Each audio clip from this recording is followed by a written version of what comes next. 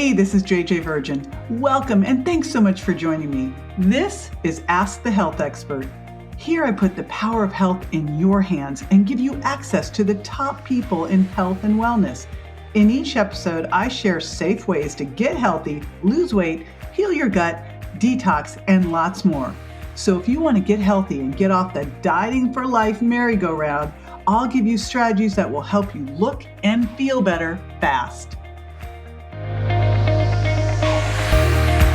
Hey, you are in for the biggest treat ever. I think this is possibly it's in the top 10, if not my favorite all-time podcast interview. So this is not Max Lugavere's first time on the show. I think it's his third time on the show. We've got him on this time because he's got a book coming out, his Genius Kitchen book, which you're going to want to pick up right away. By the way, at jjvirgin.com/Genius Kitchen, he has a special cool ebook he's given you when you grab the book. So go there to get all of the details. Let me tell you a little bit about Max, and then all I can tell you is fasten your seatbelt. There's so much great information in here about how to heal your metabolism, which foods you want to make sure you eat, which foods you've got to run away from, some special hacks around coffee. I was furiously taking notes all during this interview. So Max, if you don't know who he is, he's a health and science journalist and author of the New York Times bestseller, Genius Foods, Become Smarter, Happier, and More Productive While Protecting Your Brain for Life. He's the host of the #1 iTunes health and wellness podcast, The Genius Life, and he appears regularly on Dr. Oz, Rachel Ray, and The Doctors. He has spoken all over the place, including South by Southwest, the New York Academy of Sciences, the Biohackers Summit in Sweden, and of course, here on Ask the Health Expert. We'll be right back with this delicious interview. Stay with me.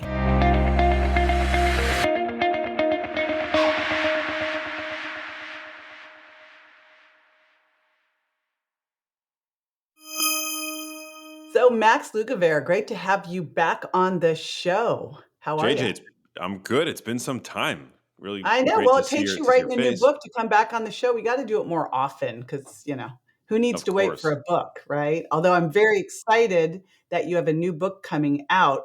This is your third book, right? It's my third book. Yes. Third book.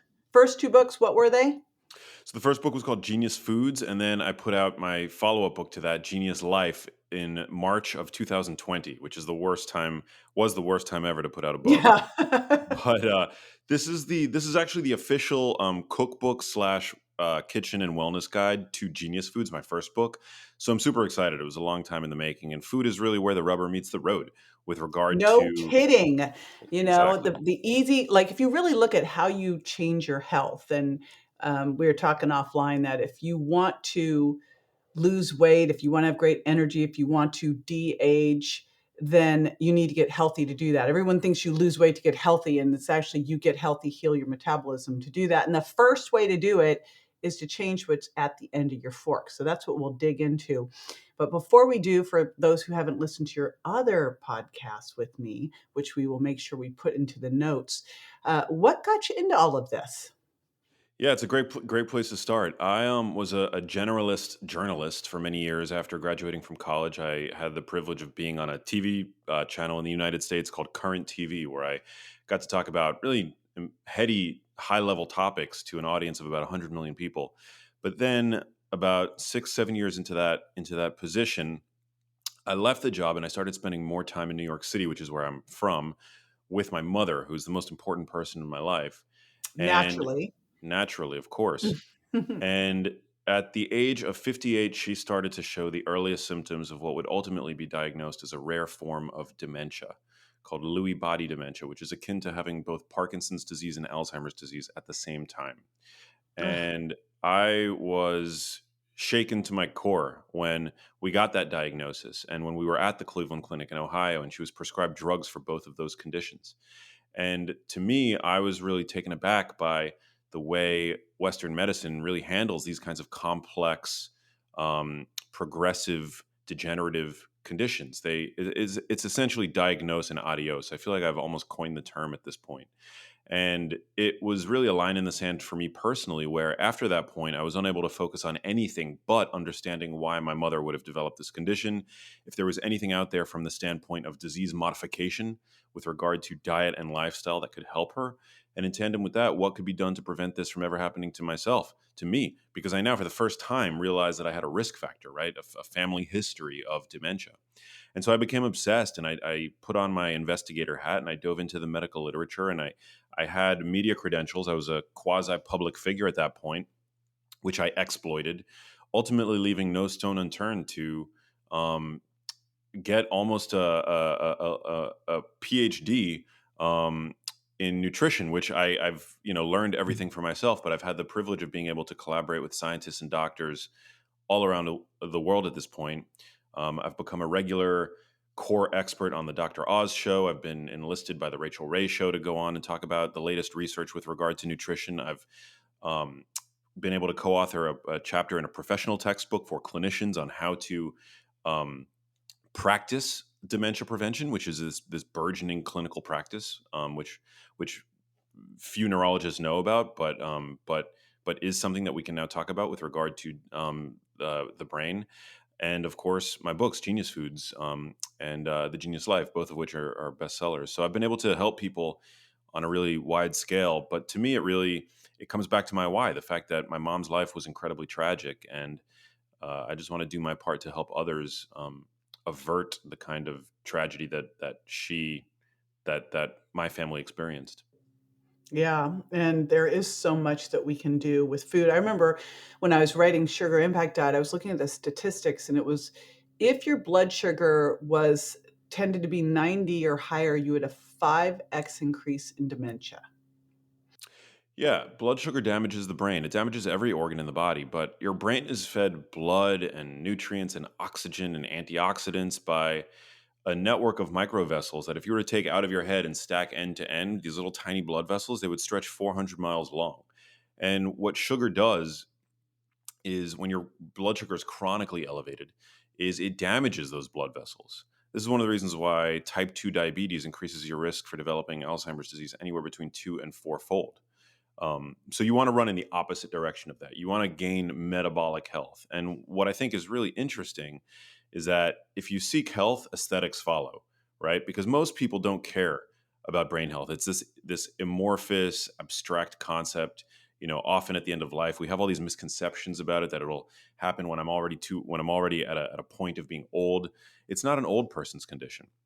But thankfully, by improving our metabolic health, by getting our blood sugar in a more manageable place, by improving our blood pressure, not only do we protect our brains, but we can enhance many aspects of our physiology, not least of which our skin health, right?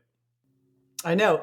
So that is the key thing. When you get healthy and heal your metabolism, the aesthetics, like you'll look better besides the feel better. But the thing that I've just been reading, and if you look at the study, and that since you're such a researcher, I know you know this one, is the research from the NHANES study that they went and reported on, I think in 2017, saying that only 12% of the population was metabolically healthy, Yeah. and that was 2017 based on that research from 2009 to 2016. So where are we now with this? Could you first talk about what does it mean to be metabolically healthy?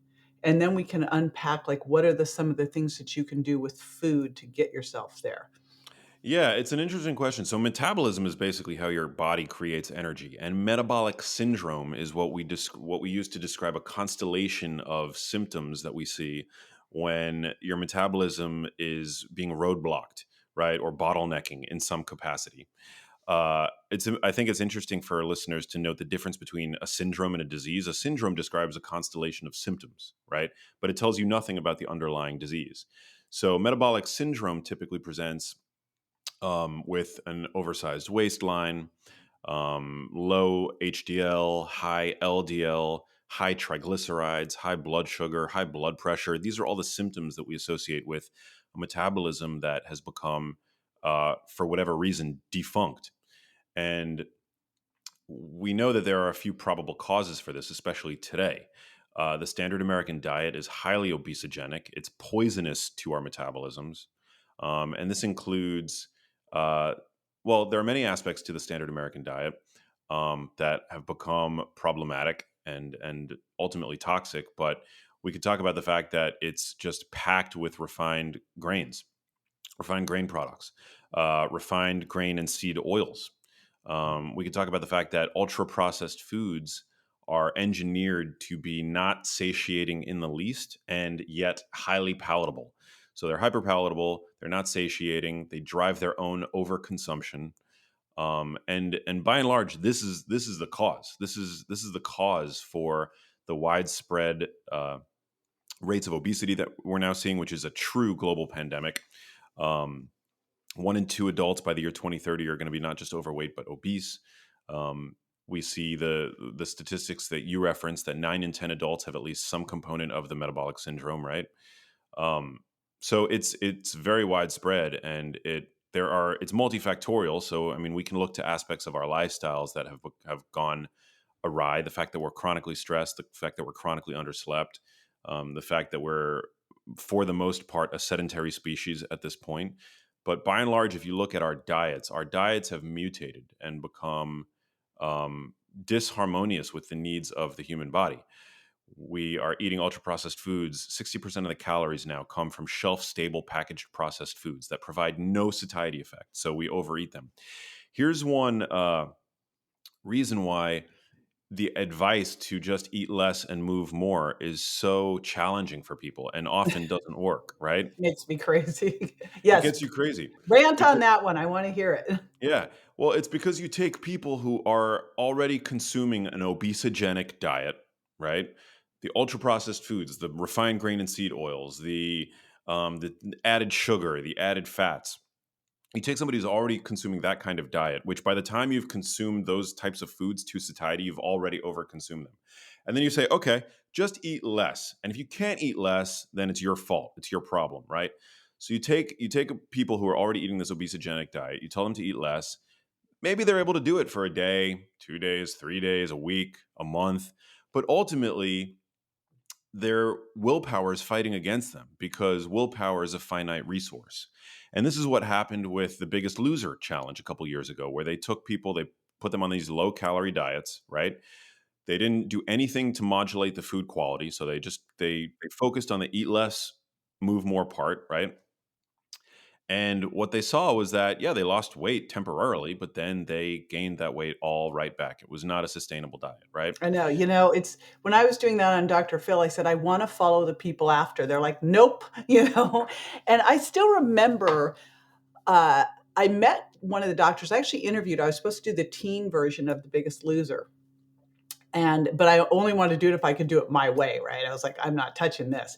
I remember I went and talked to one of the doctors on the show. He said, these people are just not moving enough. They need to exercise 2 hours or more a day. They need to eat less. And then I remember seeing Jillian Michaels yelling at someone on the show saying, it's calories in, calories out. And I thought, my gosh, 30 years ago when I was, starting out with this, I realized then that it wasn't calorie and now it's even worse, and we're still propagating this myth that is damaging so many people, this calories in, calories out thing, where we don't take into account the type of calories matter, like which is so clear. It's why, it's again why it's what to eat, when to eat, and why it's not just the calories. I had one doctor early on tell one of my overweight clients that it didn't matter what she ate. It was all about the calories. She could eat pie for breakfast, lunch, and dinner as long as she was counting the calories of it. And I'm like, oh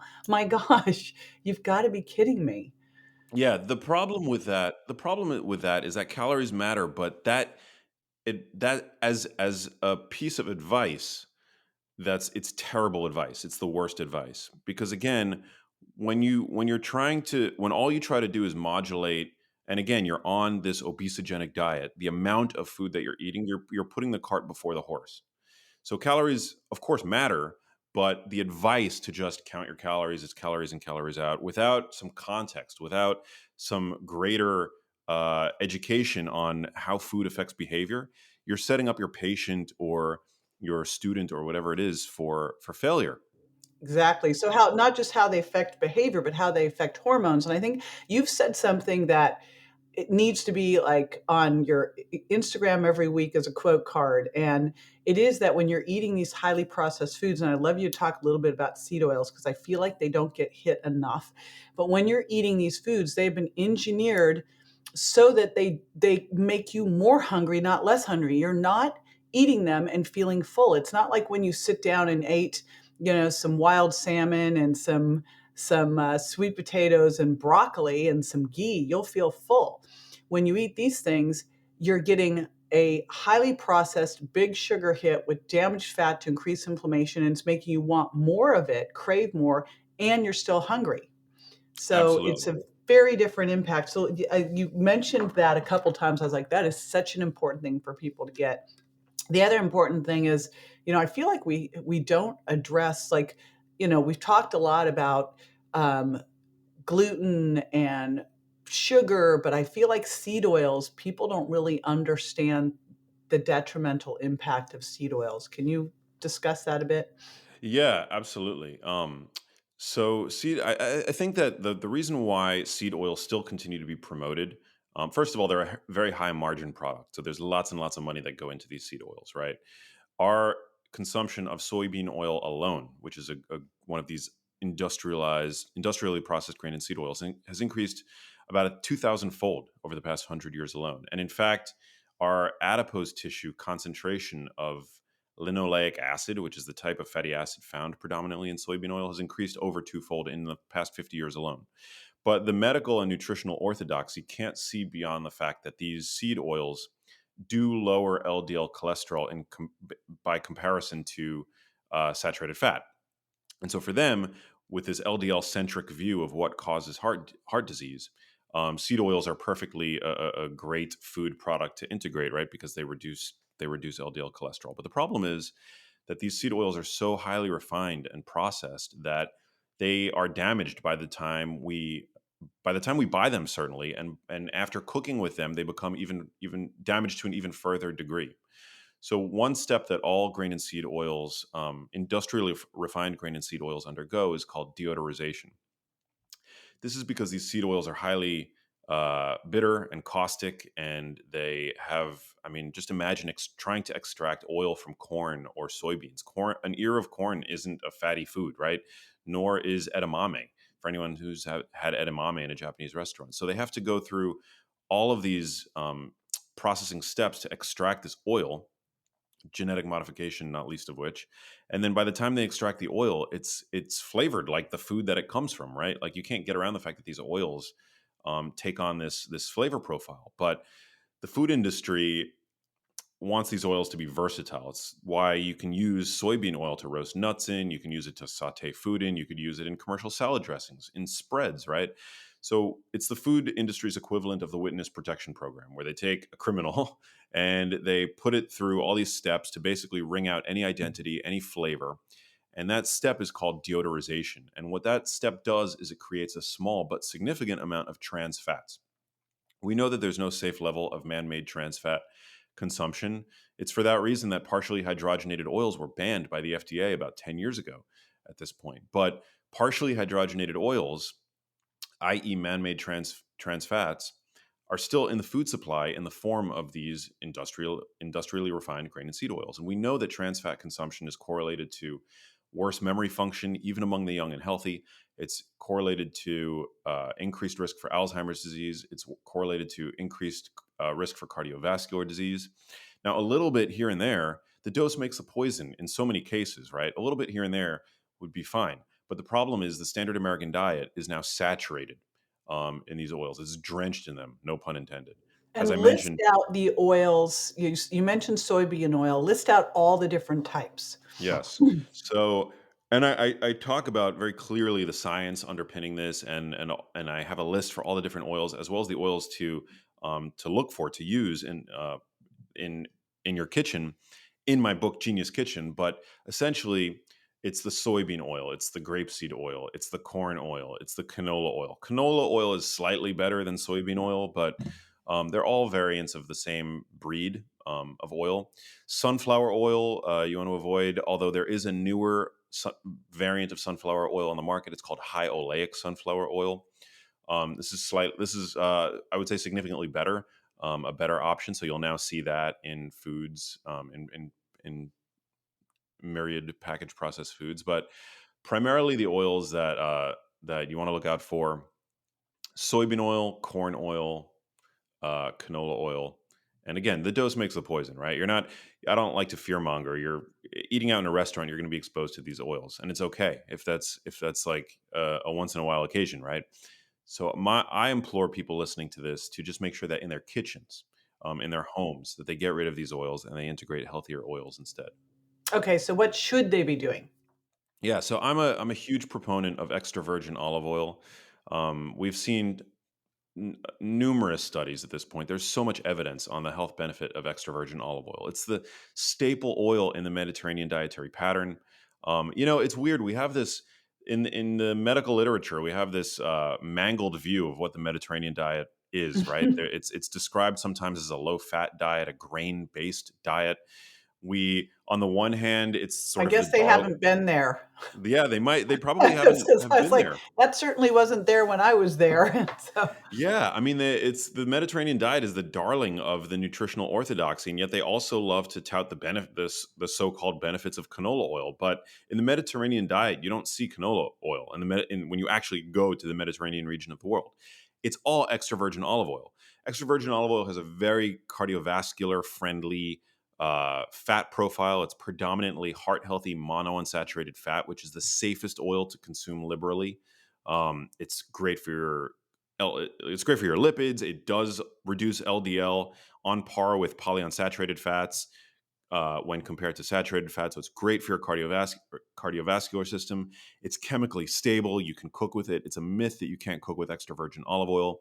And extra virgin olive oil also has this additional superpower in that it contains phytochemicals like oleocanthal, which have been shown to be as anti-inflammatory as low-dose ibuprofen. Ibuprofen, everybody listening to this likely has ibuprofen in their medicine cabinet. It's a non-steroidal anti-inflammatory drug, but you can't chronically use ibuprofen because that comes with risk to your cardiovascular system. On the other hand, chronically using extra virgin olive oil, you get many of the anti-inflammatory benefits, but none of the risk. So it's this incredible medicinal food. It's great for your brain health. It's great for your waistline in terms of supporting metabolic health. So it's great for keeping your metabolism up and running smoothly. It's good for your cardiovascular health, so many things. So that's the primary oil that I use. And then close second, I would say avocado oil.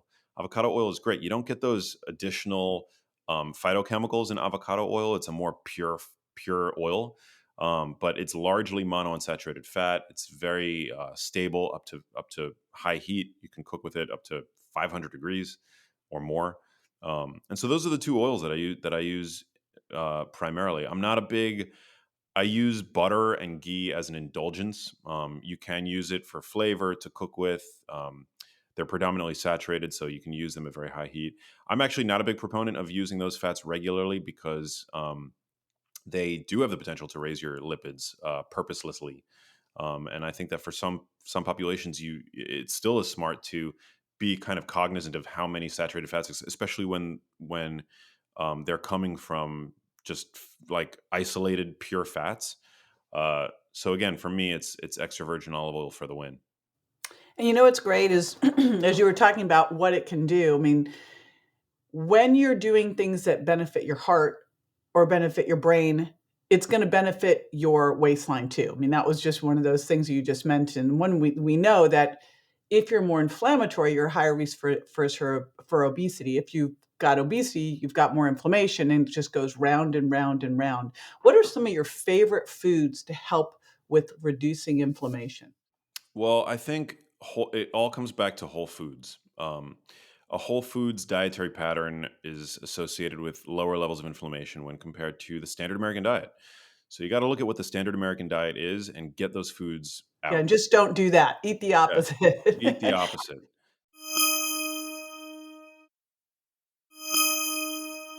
So, but here's one of the things, you know, you look at where we're at now, And we're gonna be eating processed foods. The wild salmon we have on our plates processed, I mean, we had to get it from the ocean over to us. Same with the lentils or what else. So I've been looking at things going, is this more of what I call clean processed or dirty processed?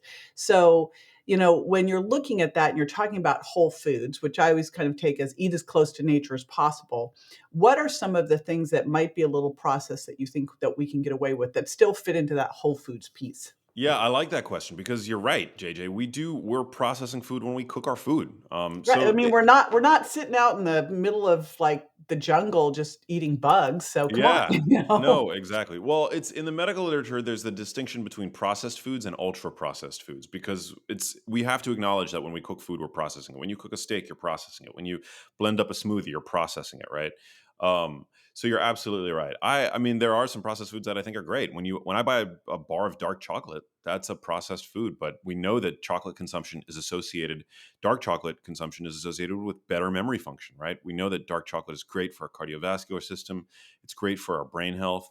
I love a good avocado oil based mayo. I actually have a recipe in Genius Kitchen for what I call the better brain bowl. And it includes a little bit of avocado, some sardines, and extra virgin olive oil. And then I use a chipotle mayo, like an avocado oil based chipotle mayo. And it's so good. It's a 10 out of 10 dish, very nourishing to the brain and body.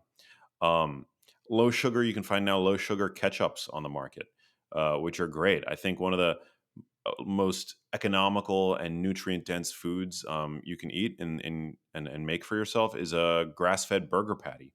And I love to throw a little bit of sugar free ketchup on there. These are all examples of processed foods, right?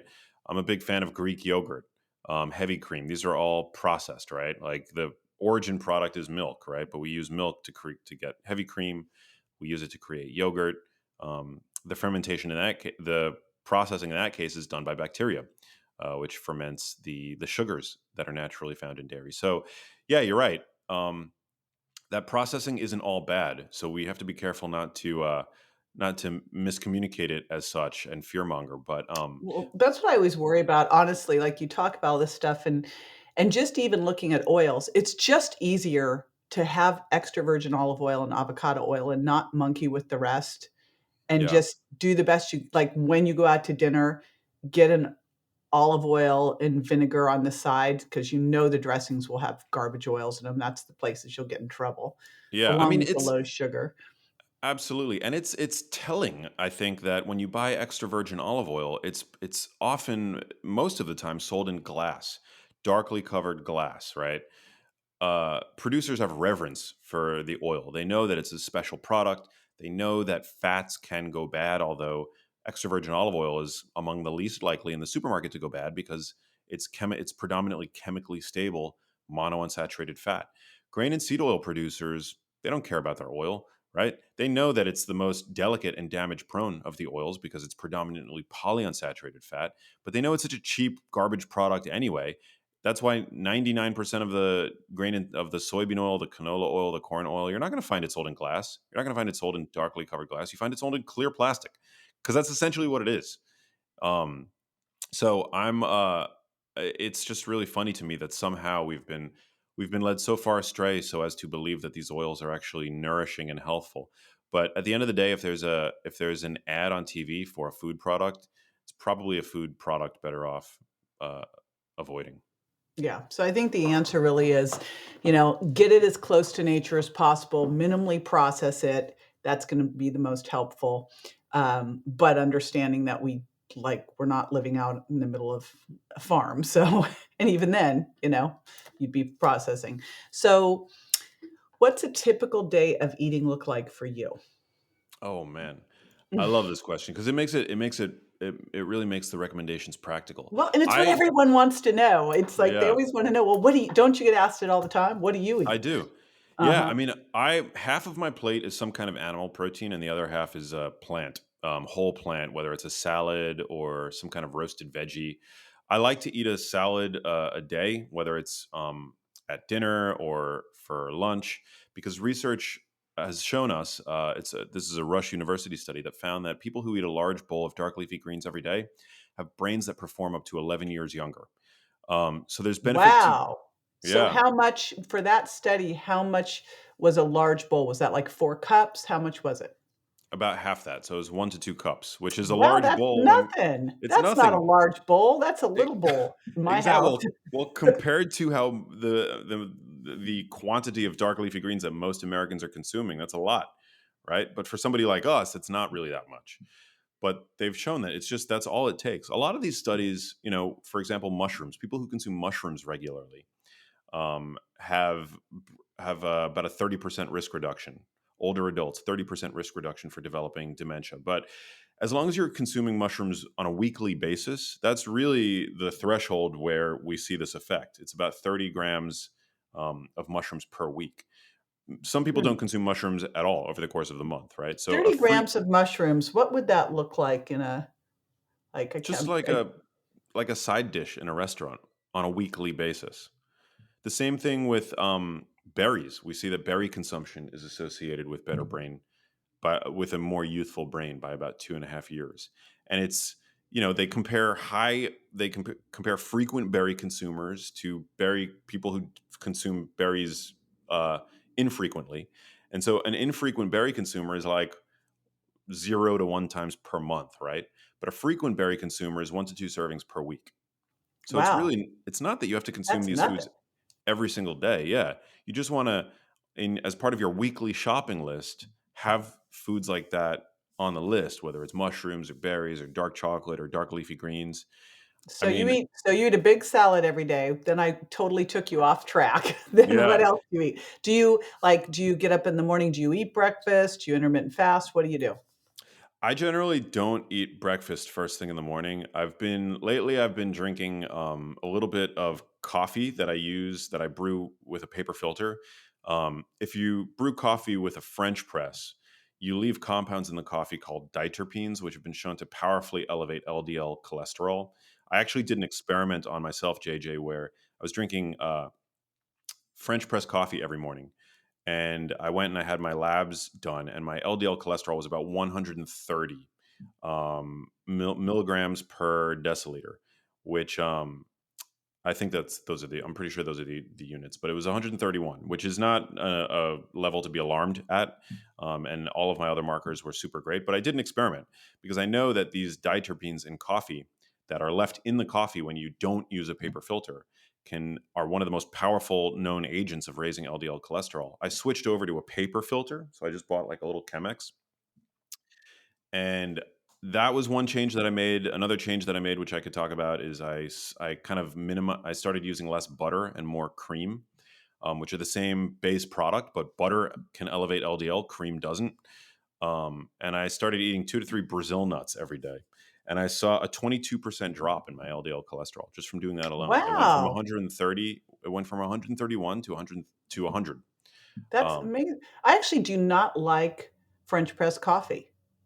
Like, I yeah, don't like it. It has to be through the paper filter, so I that's a good information. I thought it was because I was a bitter taster, but that's No, interesting. a lot of people like French press coffee because it leaves precisely because it leaves those oils in the cup, and it makes for a more richer taste.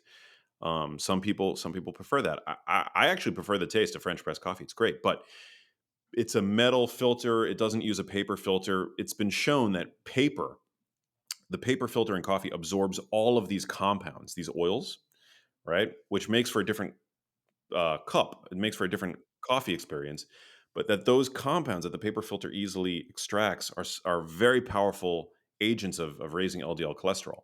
Hmm, Um, so wow. yeah, so anybody who they go to their doctor, they see their levels are not what they want them to be. I don't like. I'm a big advocate of consuming animal products because I think that the benefits outweigh the risks. They're very Hey, you nutrient know what? dense. I support vegans and vegetarians. I always say I'm diet agnostic. However, in the wild, you couldn't have been a vegan. Yeah, exactly. So, I always have a challenge when you have a diet that you must supplement in order to survive, you know? Yeah, well said. Well said. Um, so I didn't want to. But this experiment, I didn't want to change anything about my diet, right? Other than I wanted to switch the coffee. So I switched. I stopped using a French press, and now I'm just using this pour over with a paper filter. Butter and cream are very interesting to talk about. So this is the second change that I made. Butter can raise your LDL levels, but cream does not. It's That's due to wild. some.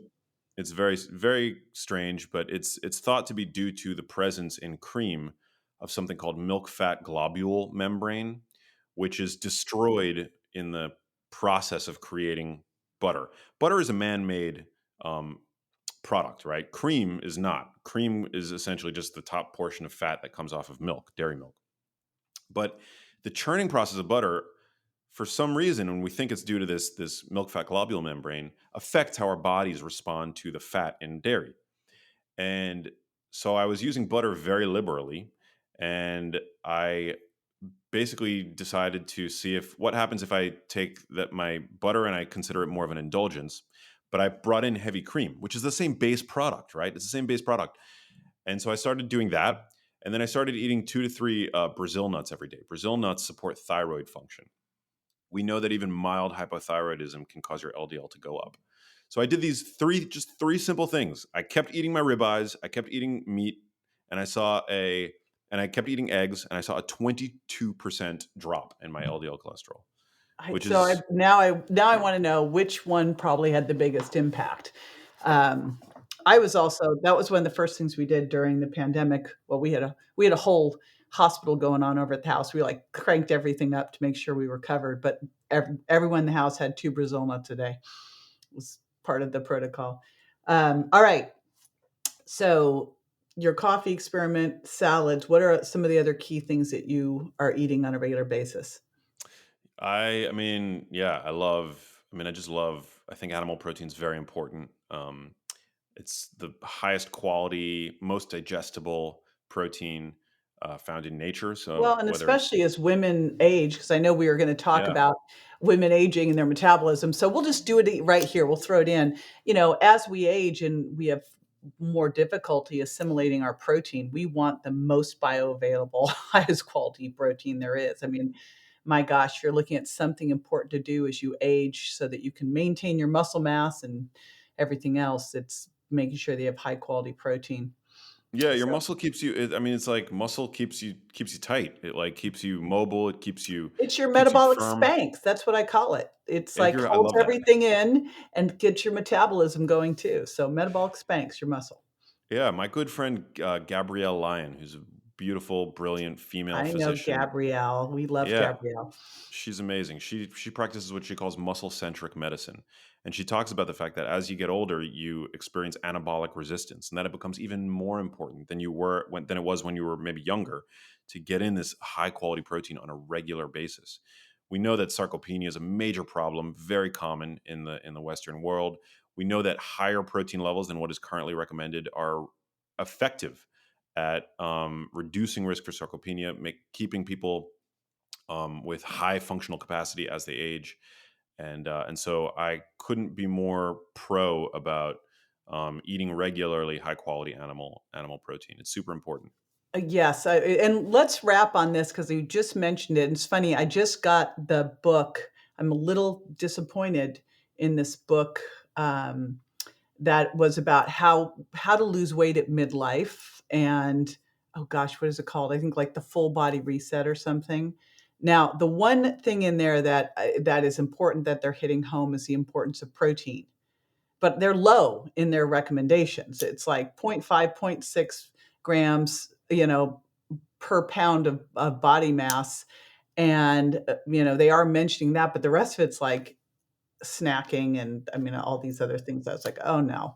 Rice cakes, You know, yeah, like whole just like grains and snacking, and I'm like, ugh, "Oh, boy, here we go."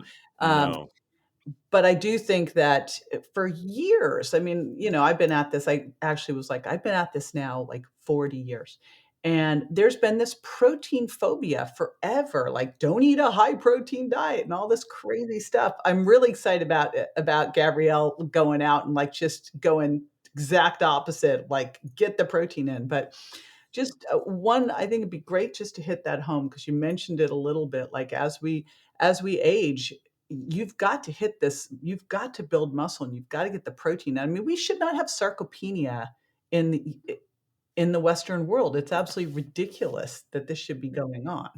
So like hit it home with protein. We'll use that as our wrap. Yeah, I mean, I think there's a lot of people that are highly vested in the notion that we have to that for some reason low protein diets is the key to longevity, right? And it's not. There's no evidence to say that. There's zero evidence to say that. It's all based on mechanistic speculation that has not been borne out, has not been proven with human studies. We know, thanks to clinical trials, and even newer, higher quality observational evidence that protein is really important. We eat enough protein so as not to develop protein deficiency here in the West, but that doesn't mean that the current levels are optimal. Um, the current RDA for protein is zero point 0.8 grams per kilogram of body weight. It doesn't distinguish between lean mass Which is or fat mass. ridiculous. Right. But now clinical studies are showing us that it's double that really leads to better metabolic health. And also, when you're eating more protein, you're eating less carbs and fat. When you eat more protein, you're eating less energy. Protein does not convert easily to fat. Fat is very easily stored as fat. And when we overconsume carbs, carbs can easily get converted to fat, right? Protein doesn't easily convert to fat. In fact, we get a caloric free ride of about 33% when we consume protein because of the thermic effect. So, protein, we all know that carbs have 4 calories per gram, protein is 4 calories per gram, fat has 9 calories per gram, right? But protein, actually, when you look from a practical standpoint, it has 3 calories per gram because one of those calories is burnt off just in the digestion of protein alone. We know that it's highly satiating. It's the most satiating macronutrient, followed closely by fat, which is satiating because it prolongs the satiety effect.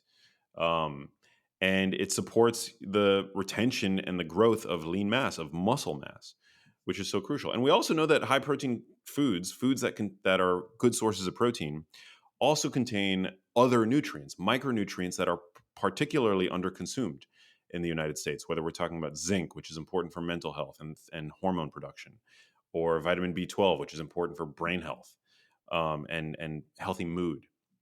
So it really is crucial that we prioritize protein in our food, in our meals, in our snacks.